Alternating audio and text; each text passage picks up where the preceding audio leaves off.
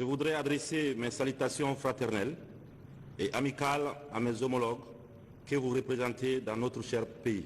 En tant qu'ambassadeur des pays frères de la République de Guinée, je sais que vous suivez, comme tous les Guinéens, l'évolution politique, sociale et économique de notre pays.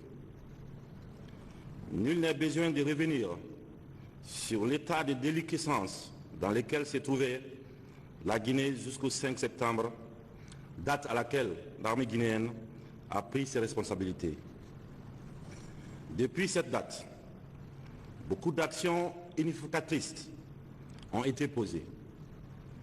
Malgré toute la bonne volonté, nous ne comprenons pas souvent certaines prises de position de nos pairs. Concernant la mise en place du Conseil national de transition, le ministère de l'administration du territoire et de la décentralisation a reçu pour 81 places 706 candidatures. Certaines entités, en plus des candidatures en groupe, ont encore déposé des candidatures individuelles. Nous avons aussi enregistré des candidatures des mêmes structures avec des signatures différentes pour nous faire croire que tel n'est pas plus légitime que tel pour désigner leurs propres représentants. Vous comprendrez donc toutes les difficultés à mener tout cela au pas de course. Nous voulons éviter les erreurs du passé. Nous voulons éviter les erreurs du passé.